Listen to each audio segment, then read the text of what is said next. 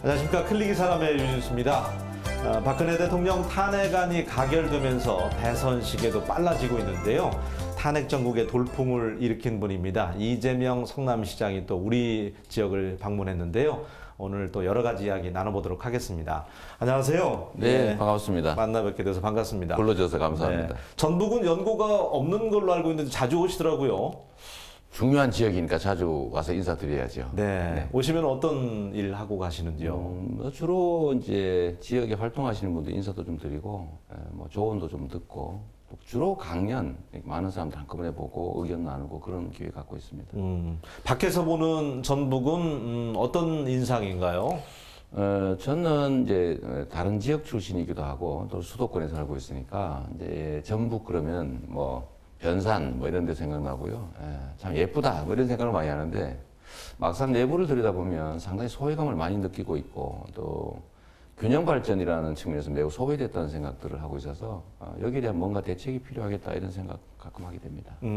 이번에 이제 탄핵 표결 가결될 때 그 국회 현장 앞에서 네. 함께 하셨다면서요. 그때 심정 어땠습니까? 저는 뭐 국회의원이 아니라서 국회에는 못 들어가고 다른 이제 시민들과 함께 국회 의사당 밖에서 집회에 참여하고 있었는데 가결되는 순간 같이 박수치고 사실 뭐 거기서 세월호 가족들도 환호하고 또 울고 이러는 분이 같이 또 눈물 나더라고요. 같이 이제 보냈는데 이 역사라고 하는 이 거대한 흐름에 한 그 뭐라 그럴까요?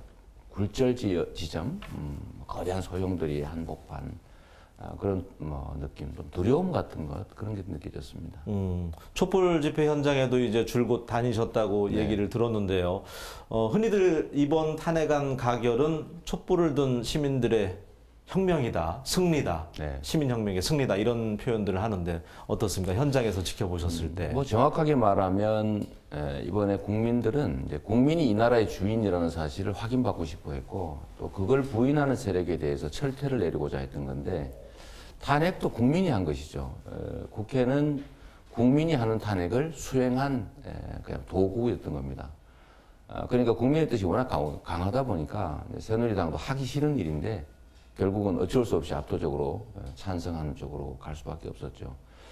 만약에 국민의 뜻이 부결될 경우에 뭐 그냥 수용하자 이런 정도였더라면 저는 결코 탄핵은 가결되지 못했을 것이고 부결됐을 경우 박근혜 대통령 본인과 함께 그에 찬동했던 이 탄핵을 반대했던 세력들을 아마 민심의 쓰나미처럼 다 쓸어냈을 거라고 생각됩니다.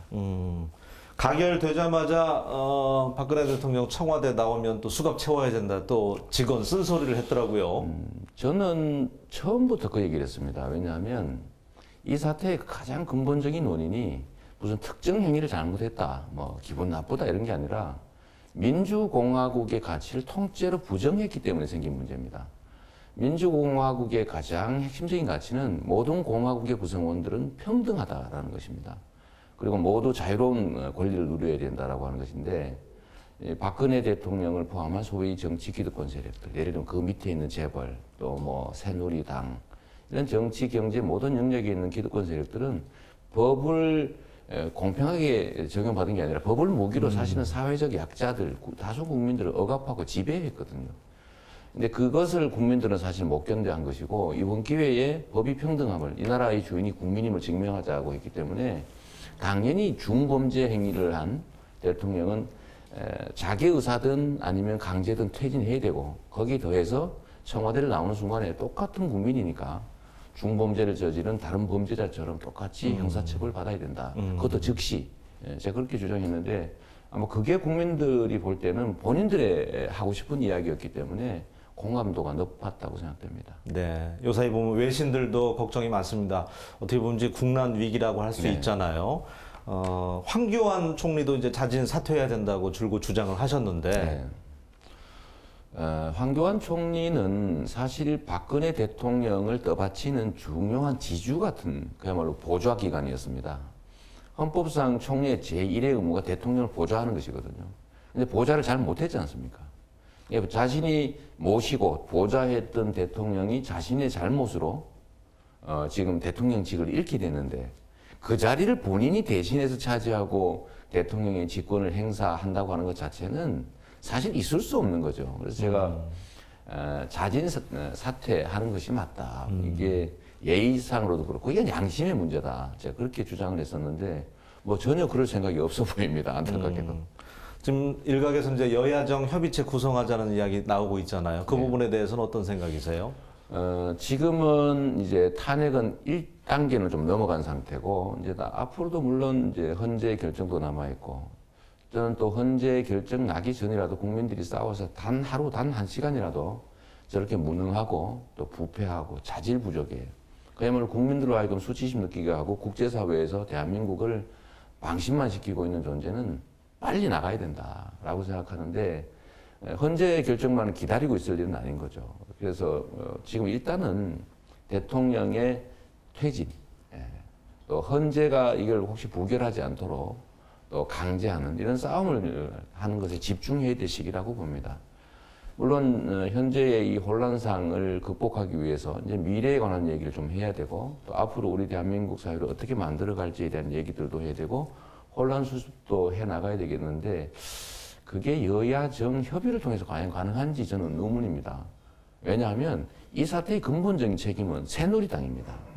근데 여야정이라고 하는 것이 결국은 새누리당이 같은 지분을 갖고 이 사태 해결에 관한 공동의 논의를 하자는 건데, 여당이 사실 뭘 할 수 있겠어요? 사실 집에 불 지른 사람들이거든요. 저는 이거 예를 지금 머슴들을 살림하라고 세경 주고 일 시켜놨더니 자기들 불 쬐겠다고 집에 불 지른 사람들이거든요. 곳간에서 막 훔쳐가고 국민 우습게 알고 주인 아들 뒤통수 때리고 막 이랬던 존재들을 이제 국민들이 알고 내쫓는 과정인데, 그 불을 지른 사람, 주인을 능멸하고 주인을 배신했던 머슴들하고 다시 이 주인의 살림을 위한 논의를 한다는 것 자체는 저는 또다시 우리 주인들을, 국민들을 능멸하는 처사다 이렇게 생각합니다. 어쨌든 뭐 시장님께서 주장하는 거는 헌재에서 이제 인용 전까지라도, 그 전에라도 박근혜 대통령은 퇴진해야 된다. 네. 네. 어제 포함해서 뭐 저번 주에도 지금 주민들, 그리고 국민들의 이 퇴진 투쟁은 계속되고 있습니다. 저번 주 토요일도 제가 광화문 광장에 가 있었는데, 이제 탄핵 의결이 난 다음 날 아닙니까? 그럼에도 불구하고 모이는 사람들의 숫자나 그 열기는 거의 식지 않았어요. 그래서 그런 걸 보면 국민들은 여전히 정치권을 믿지 못하고 있고, 이거 눈 잠깐만 잘못되면 혹시 또 무슨 일인가 저지르지 않을까, 또 국민을 배신하지 않을까 의심하고 있기 때문에 결국 지금 현재로는 계속 퇴진할 때까지, 그 자이든 타이든 거기에 집중하고 현상을 잘 유지하고 더 이상 더 심각하지 않게 만드는 정도, 이 정도로 가고 빨리 이제 새로운 리더십, 새로운 그 대통령, 이걸 뽑는 데 집중하는 게 좀 좋지 않냐 생각합니다. 네. 닉네임이 사이다 시장님이시더라고요. 예, 어떻게 해서 그 닉네임이 붙게 됐나요? 원래 정치란 국민이 원하는 것을 하는 것이고, 정치인은 국민의 대리인이라서 국민의 뜻을 존중하고 국민이 원하는 것을 해야죠. 네. 근데 사실 정치인들이 국민을 답답하게 했죠. 국민이 원하는 걸 하는 게 아니라 국민이 원하지 않는 것들을 하면서 국민의 이익이 아니라 자기 이익을 챙겼던 것이 이 정치의 현실이기 때문에 정말 정치를 보면 답답하고 배신감 느끼고 그냥 눈 떼고 싶고 안 하고 싶고 정치 무관심 갖게 되고, 이게 우리의 정치 현실이었습니다. 그런데 지금 국민들의 지적 수준도 높아지고, 또 네트워크를 통해서 국민들이 옛날처럼 모래알처럼 흩어진 덩어리가 아니고, 이제는 정말 신경망들이 다 연결된 하나의 의식 공동체, 그걸 진화하고 있는 단계인데, 여전히 정치를 하는 사람들은 국민 알기를 지도의 대상으로, 동원의 대상으로 이렇게 생각하고 있어서 국민들은 화가 나 있지요. 여기서 제일 중요한 거는 이 국민의 입장에서, 집단 지성을 가진 국민의 입장에서 봤을 때 진짜 국민들의 뜻을 존중해 주는 사람, 우리말 잘 듣는 사람, 우리가 필요한 걸 해주는 사람을 찾게 되죠. 저는 정치가 그래야 된다고 생각하고, 지금까지 시민운동 하다가 뭐 정치도 시민운동의 일환으로 저는 시작한 사람이어서 지금까지 꾸준히 그렇게 해왔죠. 뭐 정치 권력과 싸우기도 하고 정치 기득권자들로부터 왕따 당하면서도 끊임없이 이제 국민들의 얘기를 현장에서 직접 해왔는 것이 국민들이 볼 때는 정말 시원했던 것 같습니다. 그게 이제 지지율 상승이라고 하는 저의 그 개인적 과실로도 좀 네. 생겨난 게 아닌가 싶네요. 작년 한 4월에 1%대에서 지금 고공행진했습니다. 18%까지 나온 것 같아요. 저도 깜짝 놀랐어요.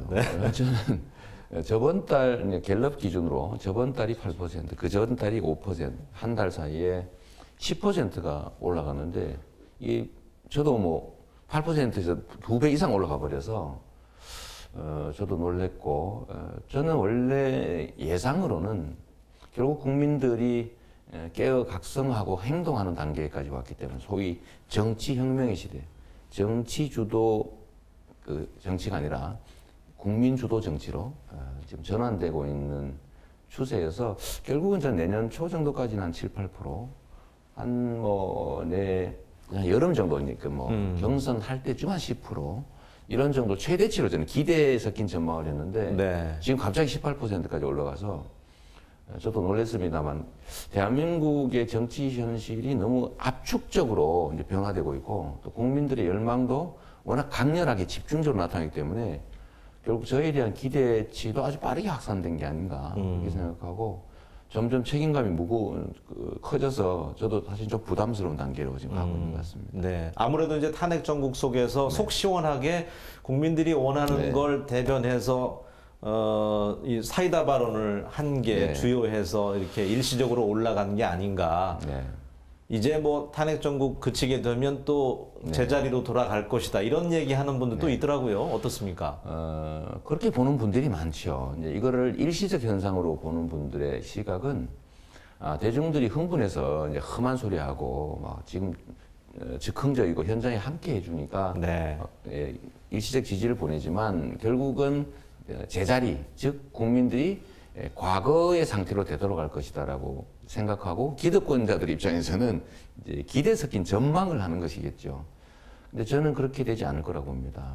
이유가 특정 과격한 발언, 현장에서 국민과 함께하는 행동 이런 것 때문에 지지율이 올랐다면 저보다 더 험하게 얘기하고 더 현장에 많이 갔던 정치인들이 있습니다. 그런데 그분들은 지지율이 오른 게 아니라 외래 떨어졌거든요.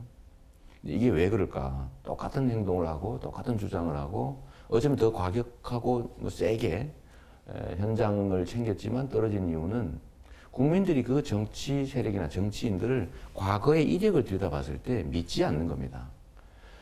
국민은 하나의 집단 지성을 가진 의식 공동체를 진화하고 있다고 말씀드렸는데 미국의 정치도 실제로 그랬죠. 영국의 브렉시트 현상에서도 정치권이 예상한 것과 다른 선택을 국민들이 했죠.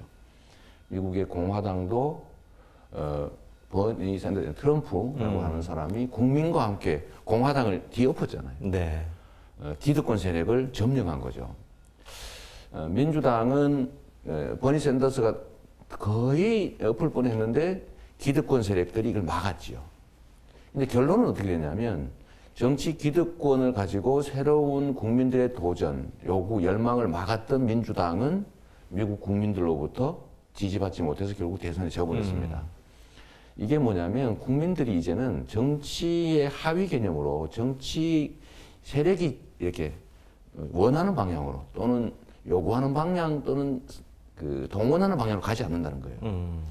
이미 국민들은 너무 많이 깨어났고 국민들은 너무 쉽게 횡적으로 연대하고 너무 쉽게 자기들 주장을 관철할 수 있는 상태가 됐는데 지금 이게 이런 상태가 갑자기 후퇴하지 않습니다. 멈추거나 약화될지 몰라도 현상은 최소한 유지하죠. 저의 지지율은 국민들의 열망이 모여있는 거기 때문에 그 열망이 사라질 거라고 보면 없어지지만 그 열망이 계속될 거라고 보면 현상 유지 또는 더 많아질 가능성이 많죠. 점차 또 증가할 것이다. 속도가 떨어지겠지만 저는 계속 늘어날 거라고 봅니다. 알겠습니다. 성남시장 이제 재선하셨는데 정책 가운데 복지 정책이죠. 청년 배당이라든지 뭐 교복비 지원 여러 가지 것들이 처음에는 포퓰리즘이다 해서 공격을 많이 받았었어요. 복지 정책을 좌파 정책 또는 포퓰리즘이라고 하는 사람들은 사실은 고의적으로 거짓말을 하는 것이거나 아주 무식하거나 둘 중에 하나입니다.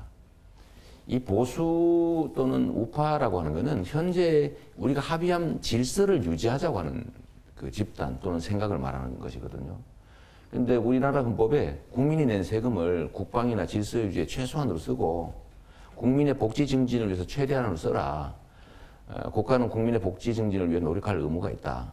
국민의 권리인 것이고 국가의 의무입니다. 복지 확대는.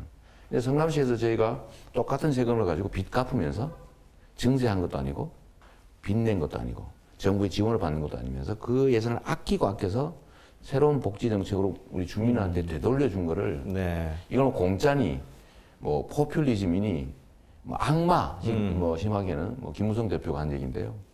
이렇게 얘기하는 것은 자신들이 무능하고 못한 거를 시샘하는 것으로 보여지고 그걸 음해하는 것으로 보여집니다.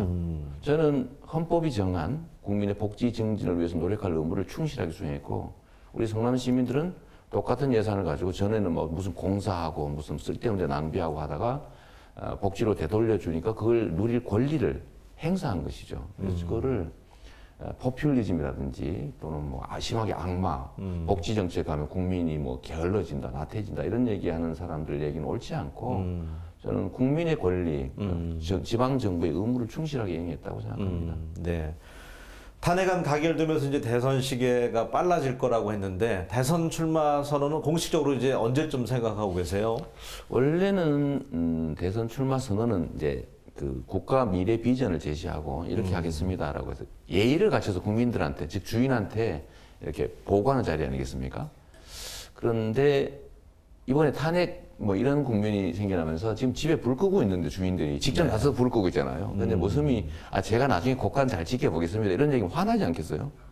지금은 준비는 좀 충실하게 하고 있는데 불 좀 다 끄고 주인들이 좀 이제 모습들 얘기 한번 들어보자. 어떤 모습 곡간시키고 어떤 모습은 속 키우고 어떤 모습은 바깥에 갈 것이냐 또 경비시킬 거냐 이런 거 정할 때쯤 되면 그때 비로소 제가 하는 게 예의에 맞지 않을까 싶습니다. 아무래도 이제 경선을 치르게 된다면 문재인 대표와 또 경선을 치러야 될 텐데 네. 문재인 대표에 대해서는 어떤 생각 갖고 계세요? 장단점을 나눠서 말씀을 해주신다면. 장점이 많은 분이시죠. 뭐 경륜도 높으시고 뭐 인품도 좋으시고 점잖으시고 선비 같은 분 아닙니까? 뭐 잘하실 분이에요. 제가 보면 뭐 단점 뭐 얘기할 만한 것도 없고 잘하실 걸로 봅니다. 근데 사실 뭐 남의 얘기할 일은 아니고 제 얘기를 하는 게 제일 중요하겠죠. 시대마다 요구되는 리더십의 종류가 좀 다릅니다.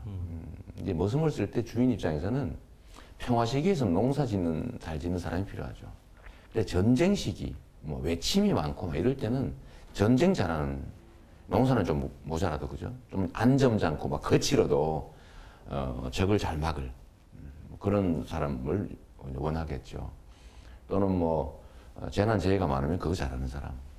뭐 이런 형태로 본다면 지금 대한민국은 정말로 구체제 그야말로 구기득권 세력들을 좀 몰아내고 새로운 질서, 우리가 민주공화국을 수립하면서 만들었던 자유롭고 평등하고 공정하고 정의로운 사회, 국민이 주인인 공화국, 이걸 제대로 만들 결정적 기회가 왔는데 이거는 기득권 세력과의 엄청난 충돌을 의미합니다. 근데 과연 그 충돌을 감수하고 예를 들면 상처 입을 각오하고 진흙탕에 뒹굴고 뭐 좀 거칠게 돌파할 그런 리더십 유형으로 본다면 제가 좀 더 맞지 않겠냐. 지금의 시대 상황이 저는 그렇게 생각합니다. 네. 그 점을 일부 국민들께서도 인정한 측면도 있지 않을까 싶습니다. 아무래도 이제 대선 출마하신다고 하면 뭐 가족 관계라든지 이런 것들이 이제 상대의 네거티브로 나올 수도 있겠다는 생각을 해보는데요. 그렇습니다. 네. 뭐 형님이 또 그 박사모 회장님으로 계시고 네. 예, 요즘 공격을 많이 받고 계시던데 어떤가요? 저는 이제 공직자로서 공직을 예를 들어서 제 사적 이익에 이용한 일도 없고 그걸 사적 이익을 위해서 이용하려던 형님을 제지하다가 즉 친인척 비리를 이제 막다가 뭐 원수 샀고 그러다 보니까 뭐 그 과정에서 형님 부부가 어머니한테 그야말로 말로 담을 수 없는 폐륜 행위를 했고 뭐 그것 때문에 또 다투었고 저도 인간이니까 뭐 인격이 부족해서 욕했다고 하면 제가 할 말은 없습니다. 뭐 그런데 어머니가 맞아서 병원에 입원하고 지금 뭐 청소부 하다가 그리고 뭐 그 후에 죽어버렸던 우리 여동생 두들겨 패서 그냥 피칠감 만들어 놓고 뭐 이 현장을 저는 용서할 수 없었던 거죠. 오히려 제가 공직자라는 이유로 혹시 문제될 수 있으니까 그냥 유야무야 넘어가고 그냥 참고 있었으면 저는 그건 인간이 아니라고 생각해요. 그 점에 대해서는 국민들의 판단을 맡길 수밖에 없고 제가 욕한 거 인정하고 하지만 저는 이 점들 예를 들면 공직에 있어서 측근 친인척의 발호를 막는 건 정말로 어렵습니다. 역대 대통령 중에 한 번도 그 성공한 사람이 없어요. 다 그것 때문에 불행하게 됐죠. 친인척도 본인도. 근데 저는 이걸 막는 게 제일 중요한 일이라고 봤기 때문에 이런 거 감수하고 했던 거고 또 한 가지는 공직을 하는 데 있어서 제가 예를 들면 공직을 이용해서 범죄를 한 것은 없습니다. 전형적인 그 흑수저, 소위 말하는 흑수저 출신으로 고생을 정말 많이 하셨더라고요. 뭐 우리나라 국민들 대부분이 그런 고통을 겪었지 않겠습니까? 제가 뭐 어릴 때 공장 생활을 중고등학교를 못 다니고 했습니다만 그때 다 저 같은 어린애들이더라고요. 뭐 다 친하게 지내고 네가 한 살 더 많냐 뭐 더 정냐로 싸우고 뭐 이랬으니까 다들 그런 어려움 겪었고요. 뭐 저는 그게 이제는 재산이 된 사람이니까 저의 그 삶 또 제가 함께했던 그 동료들 또 지금도 여전히 그러고 있는 우리의 가족들 형제들 다 뭐 똑같은 국민들이니까 저는 그들의 삶을 개선하고 공정한 세상을 만드는 제 꿈을 갖고 치열하게 싸워 나가는데 그게 큰 재산이 되고 있어서 뭐 저는 그게 뭐 억울하지는 않습니다. 저는 대개의 사람들은 억울하겠죠. 흑수저는 영원히 흑수저니까. 그런 세상을 바꿔야죠. 흑수저도 금수저로 바뀔 수 있고 금수저의 자식도 흑수저가 될 수 있고 뭐 그래서 흑수저든 동수저든 철수저든 어떤 무수저든 기회는 공평하게 누리는 그런 세상 꼭 만들었으면 좋겠어요. 네, 성남에도 우리 그 전북 사람 출신 비롯해서 호남인들 많이 살고 있죠. 성남에 호남인이 압도적으로 많고요. 그 중에서도 보니까 전북 도민, 전북 시군 향후의 모임 이게 제일 잘 되고 있어요. 특이하더라고요. 네. 또 광주, 전남 이쪽보다 전북 시군 협의회 시군 단위 향후에도 아주 잘 되고 있고. 네. 제가 거의 매년 그 행사를 빠지지 않고 합니다. 어떻게 보면은 우리 전북 출신 또 출향민들이 재선되는 데 있어서 도움을 크게 준 거 아니에요? 제일 많이 줬죠. 예. 그 실제로 이제 전북 그 회장하시는 분이 저희 캠프의 선대 위원장도 맡으셨고요. 저 때문에 고생도 많이 했고. 네. 전북에는 마음의 빚을 지고 있다고 봐도 되겠네요. 그러면. 그럼요. 네. 전북 시장군, 전북 시군 협의회 그 임원들, 회원들 정말로 저 많이 아껴주시고요. 제일 조직이 잘 돼 있고. 제가 뭐 초선 때도 재선 때도 제일 도움 많이 준 조직입니다. 앞서 이제 전북에 대한 인상을 말씀하실 때 어떤 균형 발전 차원에서 소외가 많이 됐다. 네. 10년째 무장관 시대고 국가 예산 또한 뭐 TK 쏠림 현상만 지켜볼 뿐이고요. 네. 예, 이런 점에 대해서 정부의 국토 발전 정책과 예산 배분의 문제점 너무나도 이제 크다고 볼 수 있는데. 그렇습니다. 우리 사회의 최대의 문제는 불공정함이 있습니다. 지금 현재 예를 들어 경제 영역이든 정치 영역이든 뭐 검찰 뭐 사법을 포함한 관료 영역이든 행정 영역이든 문화 사회 영역이든 이게 불공정하게 우리 사회 모든 문제예요. 불평등, 불공정, 격차. 지역 간의 갈등도 사실 격차에서 오는 거거든요.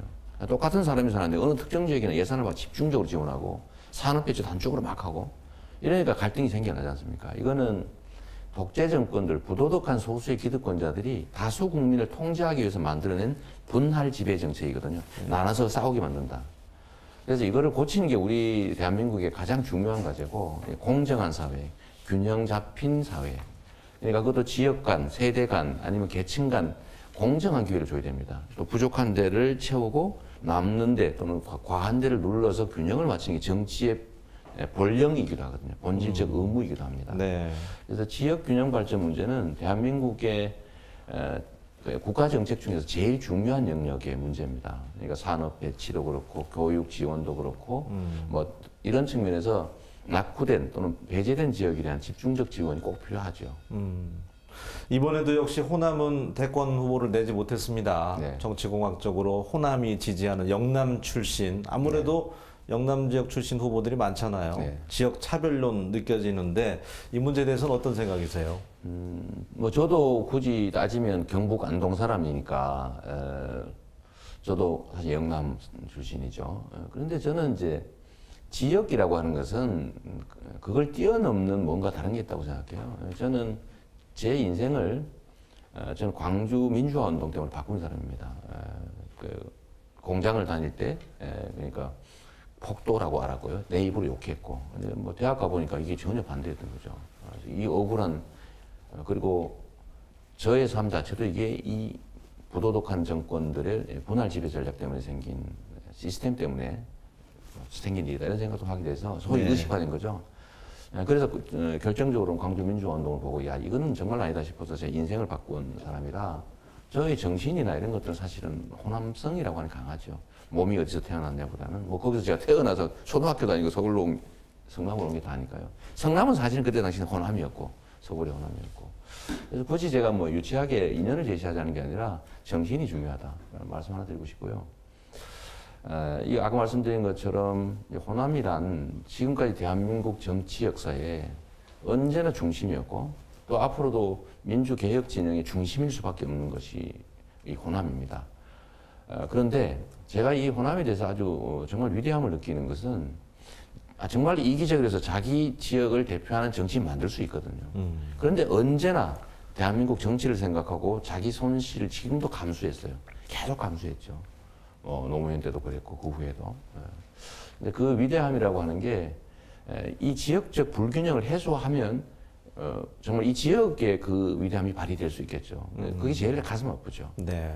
언제나 손해받고 손해받기 때문에 전체를 해서 또 희생당하고 그래서 또 손해보고 네. 또 희생하고 지금 이제 두세 번 이런 걸 하다 보니까 이 차별감이라든지 억울함 이게 너무 큰 것 같아요. 저는 이번에는 그걸 좀 끝냈으면 좋겠다는 생각하고 뭐 저도 언제나 미안하게 생각하죠. 제가 호남 출신이면 정말 좋겠는데. 네. 근데 그건 아니고. 근데 만약에 호남 출신이었다면 또 그만큼 지지가 나왔을까도 싶어요. 못했을 겁니다. 네. 제가 예를 들면 정동영 의장이나 아니면 전정배 장관이나 뭐 이런 모든 분들이 호남 출신이지만 저보다 훨씬 뛰어난 분들이신데 사실은 호남 분들이 집중하지 않잖아요. 왜? 양보하고 있는 겁니다. 전체를 위해서. 그 점에 대해서는 정말 위대한 그 선택이고 결단이고 그래서 저는 호남 출신이 아닌 입장에서 민주주의를 지켜나가는 만들어나가는 소위 야권 진보 개혁 세력의 한 구성원으로서 좀 무한한 감사의 뜻을 갖고 있습니다. 네. 자, 오늘 탄핵 정국의 돌풍 주역이죠. 이재명 성남시장과 여러 가지 이야기 나눠봤는데 마지막 질문 드려보겠습니다. 큼지막한 질문일 수도 있는데요. 그래도 듣고 싶어서 만약에 대통령이 되신다면요. 네. 우리 사회는 거창한 새로운 얘기할 필요 없습니다. 제가 하고 싶은 것은 그야말로 보수적 가치, 민주공화국이라고 하는 헌법상 가치, 자유롭고 진짜 평등한 나라, 기회가 공정하고 공정한 경쟁이 보장되고 기회한 만큼 합당한 배분이 되는 평화롭고 통일된 나라를 만드는 거죠. 그게 저는 국가 역할에 다라고 생각합니다. 그 자유로운 환경 속에서 공정한 환경 속에서 국민들 또는 기업 간 공정한 경쟁을 하면서 꿈과 희망을 키울 수 있겠죠. 실력 있는 사람, 열심히 하는 사람들이 그만큼 보상받고 그렇게 할 수 있도록 저는 공정한 나라를 만드는 게 제 꿈입니다. 법을 지키는 나라. 법을 안 지키는 사람이 처벌받고 편법 써서 돈 버는 사람 다 그만큼 도로 내놓고 훔쳐간 사람도 다 제자리에 내놓고 하기만 해도 저는 전혀 새로운 세상을 만들 수 있다고 생각합니다. 네, 말씀하신 것처럼 평등하면서도 기회가 균등한 나라가 될 수 있었으면 좋겠고요. 오늘 이야기 가운데 우리 전북에 또 마음의 빚을 지고 있다고 하셨으니까 앞으로도 전북에 대해서 또 관심과 애정 부탁드리도록 하겠습니다. 네, 감사합니다. 오늘 함께해 주셔서 고맙습니다.